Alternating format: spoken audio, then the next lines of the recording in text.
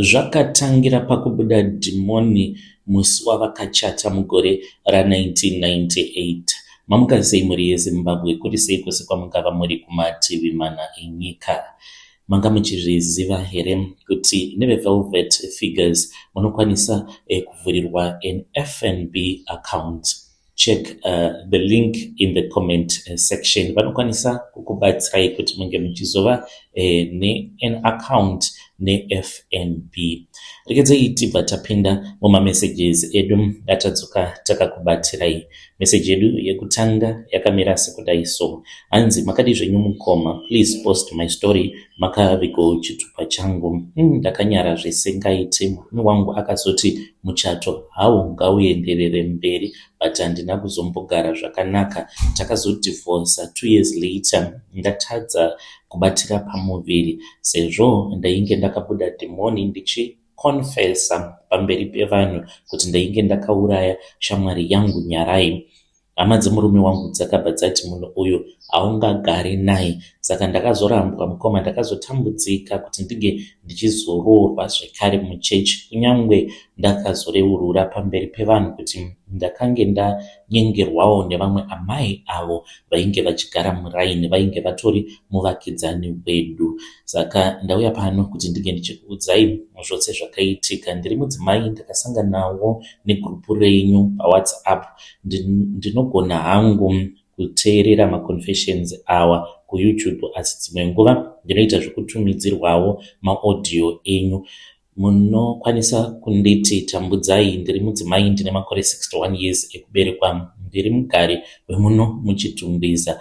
Nyaya yangu yakaitika pakati pangu naNyarai yakatanga kudhara tichiri vasikana vechidiki. Tainge takavengana zvisingaite nekuda kwevanhurume, because tose tiri vaviri takange tava kudanana nemurume umwe chete. Murume iyeye ainge atoriwo munhu ainge aine mari yakawanda makore acho iwawo. Pazvakaitika ainge aine kresida yake yainge yakanaka kwazvo, kunyangwe ainge ari married, ainge ari mupostori asi ari muCIO. Murume uyu ainge aine barika rake revakadzi vake 4, saka akange ava kutsvaka mukadzi wenumber 5. Sezvo aiva munhu ainge aine maprazi, aine dzimba dzakawanda muchiTungwiza, muWaterfalls zvekare nekuBorodale. Hakuna musikana kana kuti mukadzi ainge asingamudi. Zvino akabva achizosarudza Nyarai kunze kwekuti ange achisarudza inini. Ndakabva ndachizoudza umwe mukadzi ainge achigara muraini medu, ndikamuudza kuti Nyarai ainge achindijairira nekuti ainge achinditorera murume wandainge ndichida kuti ange achizondiroora. Ndainge ndakatoudza vana tete. Zvino Nyarai nekuti iye ainge akanaka kudarika inini, ndakaona sekunge murume wandainge ndichida ainge ava kuda kusarudza Nyarai than kusarudza ini Tambu. Ndakati ndichitaura naamai ivavo ndakange ndichingovaudzawo zvainge zviri pakati pemwoyo wangu, asi vakabva vachizondiudza kuti vainge vaine umwe munhu uyo wavaiziva aikwanisa kundibatsira. Vakanditi ndiwe chirudzi apa anoda mari. Ndakange ndisina mari. Amai ivavo vainge vachiita zvekupinda mubhawa. Ndozuva randakatanga kuendawo kubhawa. Ndakaenda kubhawa navo ndikatonokechewa nevarume vakati wandei, sezvo ndainge ndiri mutsva. Kamari kandakaita vakange vachinditorera mari, vakazongondisira kamari kashoma. Ndakanganwa zvangu kuti yainge iri mari, sezvo zviri zvinhu zvakaitika kudhara. Saka vakazondiudza nerimwe zuva vakati ndakaenda ndikanotaura navo kuGostole. Saka vakati sezvo mari muinayo muzongouya zuva ramunenge muchida kuuya kumatare. Takazoendako kumatare agoGostole. Tichinosvikako ndakanzi ndinge ndichizodzoka zvekare. Saka ndakazodzokerako pandainge ndiri kumazuva angu, asi ndakadzokera ndiri ndega. Ndakanzi ndinge ndichitora cotton iro randainge ndakafuka ipapo, ndikanzi ndinge ndichiriisa mumvura. Mvura iyoyo ndakanzi ndaifanira kuti ndinge ndichizoishandisa pandainge ndichazobika anything, ndobva ndachizopa zvokudya kuna Nyarai. Ndakadzoka kumba ndikabheka masconzi angu. Ndaizivikanwa semunhu aifarira zvekubika bika. Ndakabva ndachizoenda kuna Nyarai. Tainge tiri vanhu vaiwirirana even though taipota tichimbonitsana. Saka ndakangotanga kungowirirana naye. Ndainge nditori nekalunch box ndiine masconzi angu, tikatotanga kutodya paya.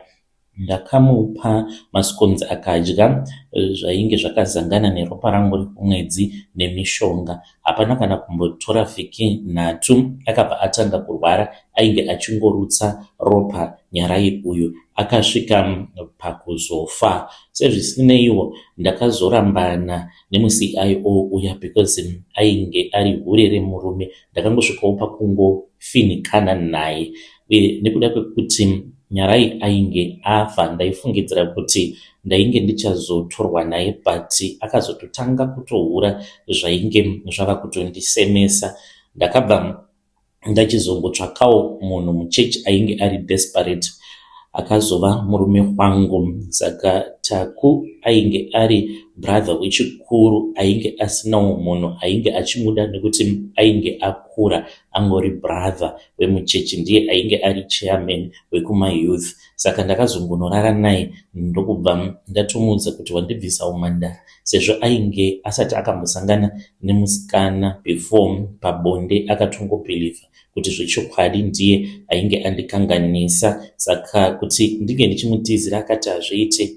Ndava kutanga ndaenda kumasofa, akabva aenda kuya, ndikazodanwawo kumasofa sekunge painge pasina zvainge zvakamboitika pakati pedu tiri vaviri. Ndokubva ndachizotoroorwa. Zvino wakazoti wava musi wemuchato, vanhu vachifara nekupembera.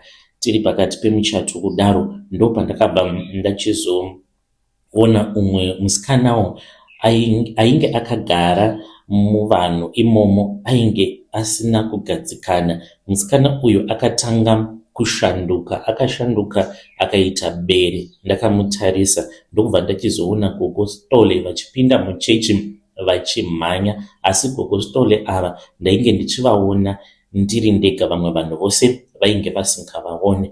Vakabva vauya vakabva vamira padhuze neni vachichema vachiti, taura zvose, tambudzai, ndiri kurohwa kani, ndiri mumatare angu, ndatumwa kuti ndige ndichizokuudza kuti tambudzai unge uchitaura zvose zvatakaita, kuti ndakakupa mishonga ukashandisa ropa rako rekumwedzi kuti unge uchiuraya shamwari yako Nyarai, muchirwira mukomana wamainge muchida.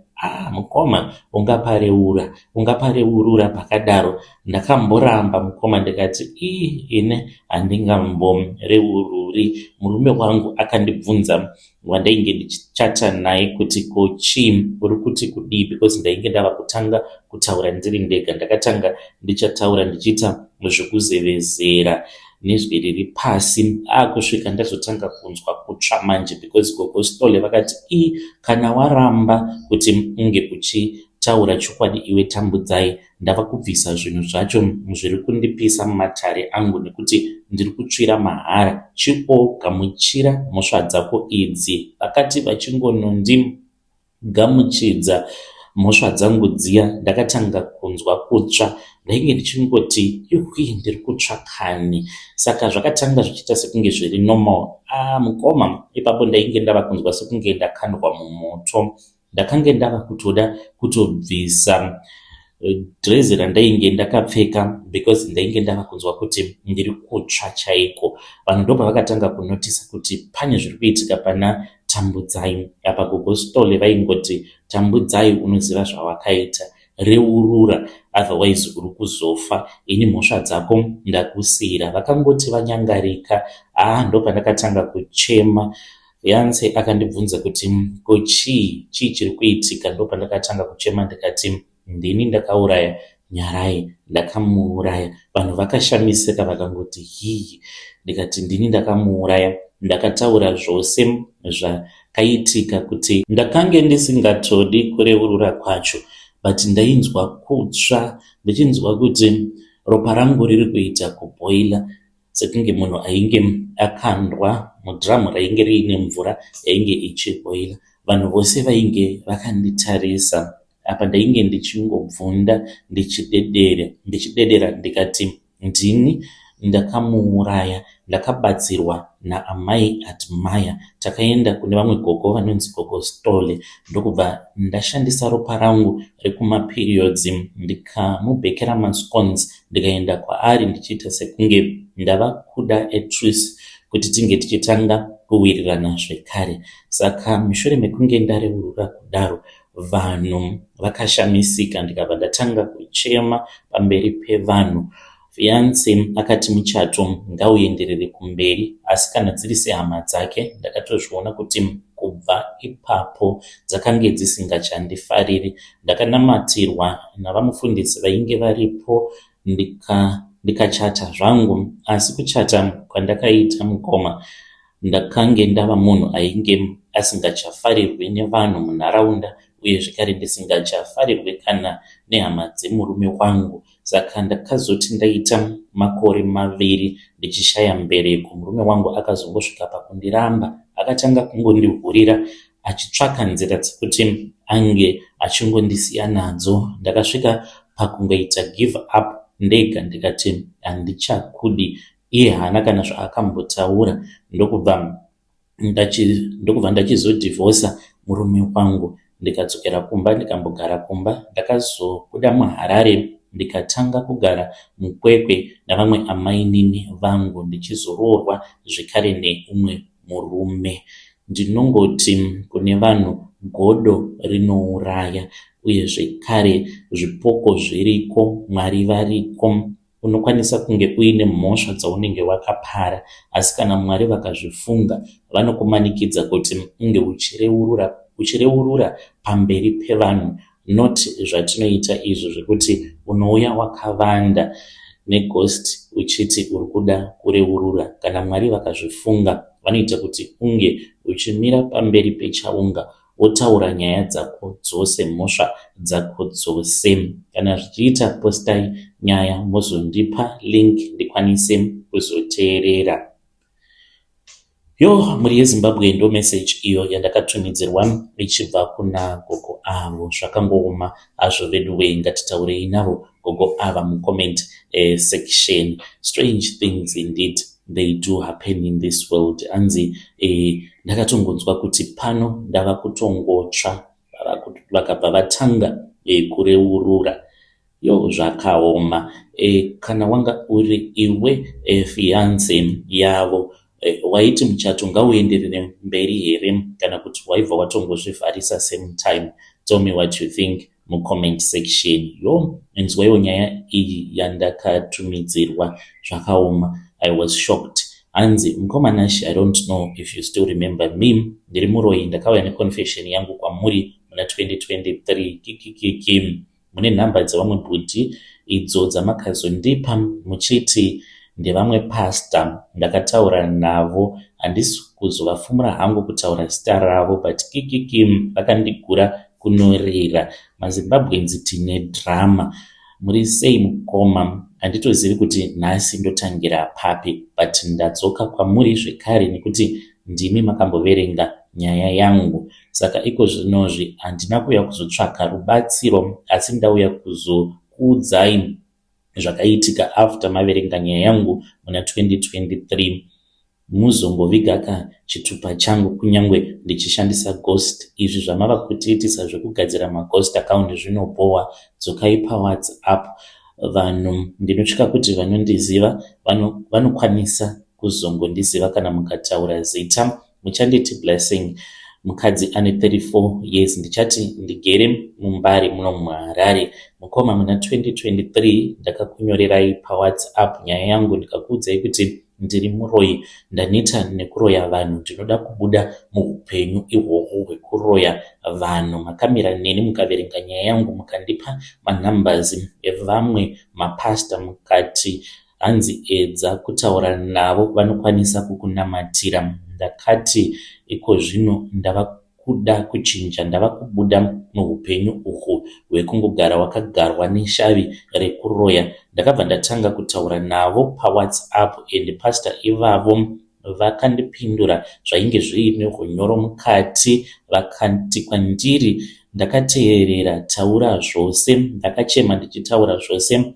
zvandaita, zvandaiona uye zvekare nezvandainge ndichitadza kuregedza. Vakati hapana chakaipa nekuti Ishe Jesu ndiwo nzira iyo yaunokwanisa kushandisa yekuti unge uchibuda muroyi, asi unofanira kuti unge uchiuya kuchechi kwedu. Ndikati ndichaita saizvozvo. Saka takabva tatanga kutaura, takataura kwenguva yakareba kuti ndinge ndichienda kuchechi kwavo. Vaiti ngatitange tambotsanya mukoma, vakange vaine zvavainge vakatotageta pandiri. Vakabva vatanga kundibvunza kuti saka kana uchibuda mumba unozvifambisa sei? Chipo chako ichi unomboshamisika nacho here? Ndikati mungati chipo here? Ndaiva mufundisi, chinganzi chipo here chekuti unotambudza vanhu nekuroya vanhu? Because ipapo ndakange ndava kutovaudza mamwe masecrets avo andainge ndisina kutonyora muconfession yangu yamakaverenga zvimwe zvinhu zvakatovanzika. Saka takange tava kutoita sekunge tava mafriends tichiiseka tose. Mukoma ipapo ndo pakazotanga confusion yangu, because vainge vava kutoita sekunge vanondikurudzira vachiti kuroya it is a gift of power. Saka vaiti kana zviya tichitaura tose, because taikwanisa kutaura kana pawhatsapp call zvekuma 4 hours ndiri pabasa tichingotaura tose sevanhu vainge vava kutoita sekunge vava kudanana, vachiti kwandiri iwe unonyanya kuzvidzikisira pasi, zvauri kutoita izvi unogona kutongoshandura chipo chako ukatochishandisa chipo ichocho kutoita zvimwe. Ndainge ndatova neconfusion ndichiti vamufundisi vari kuzama kuti kudii chaizvo. Ndakange ndisingachanzwisisi because ndainge ndakatarisira kuti vainge vachazondinamatira tichitsanya, kana kuri sekutsanya takangotsanya kwemazuva mashomanana. I think kuti ivo kusaidi kwavo vaitongondinyeppera kuti vari kutsanya, vachinditsanyisa nhema. Saka vakange vachingoti shandisa chipo chawakapiwa naMwari. Takazoti nerimwe zuva tichitaura, vakabva vatanga kundiudza maproblems ekuti muchechi mavo vainge vachisangana nemaproblems ekuti vanhu vainge vasiri kunyatsokuuya neuwandu hwavo sezvavainge vachitarisira. Vakati kwandiri haudi here kundibatsira? Ndikati ndokubatsirai nei nhai vamufundisi? Vakabva vatanga kundidembera vachindiudza kuti ivo vainge vachida kuti vange vachizova nevanhu vakawanda. Vakati kana zvichiita chindibatsira kuvaka chechi yangu, kuikudza, nekuti vanhu vanoda zvinhu zvinokasika kuita, vanhu vanoda mamiracles, vanoda matestimony. Ndikati asi ini ndiri muroyika. Vakabva vapindura vakati vanhu havatozivi mutsauko wemuroyi nemunhu anenge aine simba rinobva kuna Mwari, chavanongoda maresults. Vakati ndava kuda kukuita junior pastor wemuchechi medu, iwe uchange uchizongopefoma mamiracles muchechi, zvinoita here? Vakange vava kutoti vanoda kuti ndige ndichipota ndichivashanyira kuhope, ndichivatora ndichienda navo sezvandainge ndakakuudzai kuti ndinopota ndichiendeswa kumameetings nagogo vangu uko kwatinenge tichironga kuzoroya vanhu. Saka ipapo ndo zvavainge vava kutaura vachiti kana zvichiita udza gogo vako, inini I am willing kuti ndinge ndichizopota ndichizotorwa muchizoenda neni ikoko kwamunenge muri, nekuti simba racho ndiri kuridawo. Ndakashamisika mukoma, ende ndinotozvidemba kuti dai ndisina kumbogara ndakataura navo vamufundisi ivavo. Ndakazodzidza chidzidzo chekuti vanhu vanonamata vanenge vanongonamata zvavo panyama, but Mwari wavo havavimbi naye. Mukoma ndakabva ndaita decision, kunyangwe iri decision yandichiri kuzvidemba nayo nanhasi uno, asi ndakasarudza kuramba ndiri muroyi because ndakati zvinogoshandei kuti ndiri kuda kunamatirwa kuti shavire uroyi ringe richizobva pandiri. Ndobva ndachizonzi nevamwe vamufundisi chindibatsira kuti ndige ndichizowana masimba ekuti ndinge ndichizoita mamiracles. Ndakatoti ndichitotaurawo neimwewo friend yangu pawhatsapp, iyewo anoitawo zvekuroya. Ndikamuudza akati kiki unoridii denga racho? iwe siyana nazvo. Ndakabva ndangova pastor ivavo. Kana vachiri kuteerera maconfessions enyu, ndinotozviziva kuti vachazotozama kuti vange vachitaura nemi futi.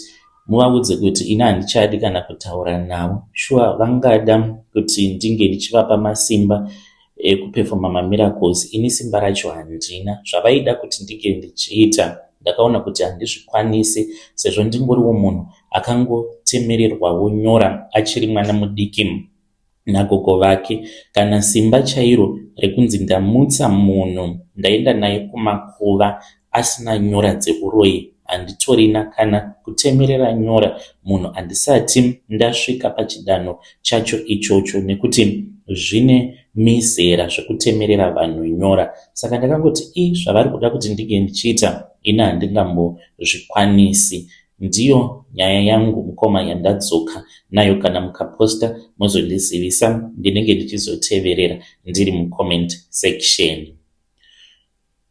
Muri yeZimbabwe ndo message iyo yandakatumidzirwa ichibva kuna vahanzvadzi vedu. Zvakangooma hazvo vedu we.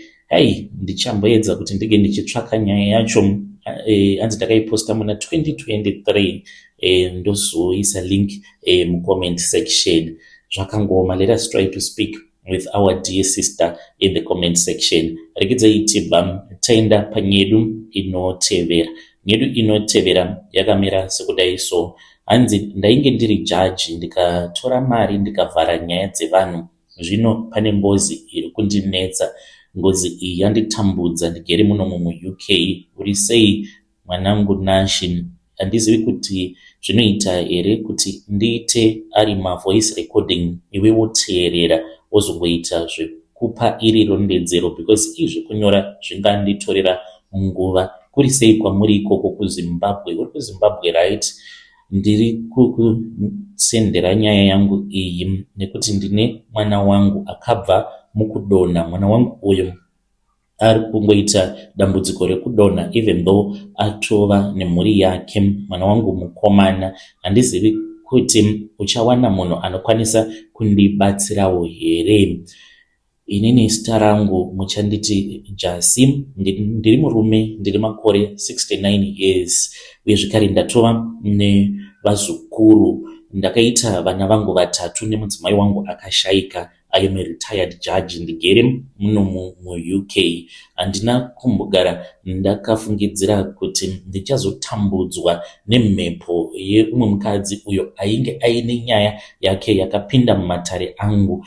Ndikabva ndatonga, asi ndakatonga zvainge zvakarereka kudivi rimwe chete. Ndakange ndabhadharwa mari. Ndikati munhu ainge atsika umwe mukadzi akatsikwa akafa ange achigara mujeri kwe6 months chete. Pane kuti ndinge ndichitonga zviri fei, handina kutonga zvakange zviri fei. Nyaya yacho yakaitika mainge muri mugore ra2003 pandainge ndichiri kuZimbabwe muHarare. Saka ndaigara ndichizviita izvi zvekuti kana paine munhu anenge aine mari, kana nyaya dzake dzikauya mumatare angu, kana andipa mari, ndaingotaura nemaloya ake, then ndobva ndatongotonga zvisiri fei. Painge paine accident yainge yakaitika, painge paine umwe businessman ainge aine mari, uyo akazopiwa link akatanga kutaura neumwe lawyer uyo wandaipota ndichiita madhiri naye. Kana lawyer iyeye akauya nenyaya dzake, aitotanga auya nenyaya dzacho kumba kwangu kuti pane munhu akadai akasungwa, saka ndoda kuti nyaya yacho munge muchizoitonga murimi. Saka akauya kumba kwainge kuri usiku akandiudza kuti vatapera vainge vakatsika munhu nemotikari. Saka mukadzi iyeye ainge akafirapo pasport. Mukadzi uyu ainge achiita zvekutengesa. Ndakuudza kuti akatsikwa nemotikari achiyambuka rodhi. Ainge abva mukuburuka kombi achitobva kunohodha. Saka nyaya yakauya mumatare angu. Evidence yainge yakasimba because painge paine mawitnesses ainge akawanda, vanhu vainge vari mukombi. Uye zvekare zvinhu izvi sezvo zvakaitika panzvimbo painge pakazara vanhu padhuze nepamusika pake, saka mawitnesses ainge akati one day. Saka nyaya yainge iripo yainge iri yekuti vatapera vaifanira kutoti vange vachitotongwa, vange vachizotoenda kujeri kwemakore akati wandei. Asi vanhu chavainge vasina kuziva ndechekuti ndainge ndakatopiwa mari before vatapera vasati vaunzwa mumatare angu. Saka zvadaro ndakati ndichitonga handina kutonga zvakange zviri fame. Ndakangofunga mari yandainge ndapiwa ndikabva ndati uyu murume uyu haana mhosva, asi pedestrian kuyambuka kwaakaita akangokaruka ayambuka. Uye zvekare pakange paine nyaya yekuti ainge abva mukunetsana nemurume wake, saka takazozvitora sekunge yainge iri suicide yaainge akaita. Vanhu havana kuzvigamuchira. Kesi yakadzokera kumatare ichadzokera, asi yaingodzoka kwandiri nekuti painge paine huori hwainge huchishandapo. Ndingangoti zvandakaita hwainge huri huroyi. Saka mhuri yemufi yaingochema mukoti, ende vaiti kana vakatanga kuchema ndaisambovanzwira tsitsi zvachose. Saka nyaya yakati yapera.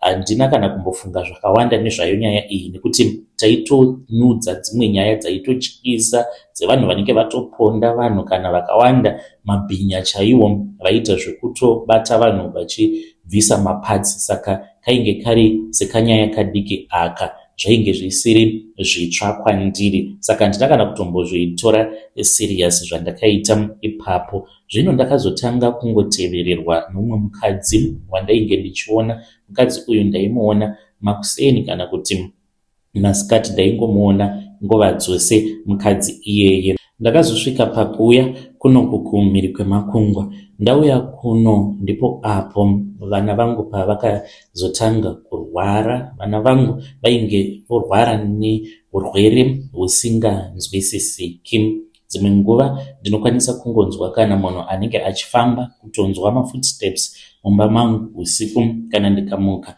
handioni munhu. Dzimwe nguva ndinokwanisa kumuona mukadzi uyu, ndinomuona kuhope. Mudzimai wangu akasvika pakushaika achitozviziva kuti mumhuri mainge matova nemweya wengozi. Sezvo tagara tiri vanhu vane upfumi hwavo, hazvina kundinetsa kuti ndinge ndichizowana munhu akandibatsira. Kwava kubva ndachizoita zvekurasirira mhepo idzi. Ndakazorasirira kune vamwe vemumhuri vanoita zvekunamata, vasingabhilivhi mazviri kuti zvakaita sengozi dziriko. Saka izvozvo zvakandiitira nyore kuti ndinge ndichizorasirira muvanhu. Asi iko zvinozve ndatambudzika, ndiri kuramba ndichingotevererwa nemweya wengozi, ende zvava kunobata pavana vangu. Kana muine vanhuwo vanokwanisa kundibatsira, please ndapota ndibetsereiwo. Ndichange ndirimo ndiri mucomment section. Pari zvino handichasarudzi. Kana muine chechi yamunoziva ingawanikwa munomu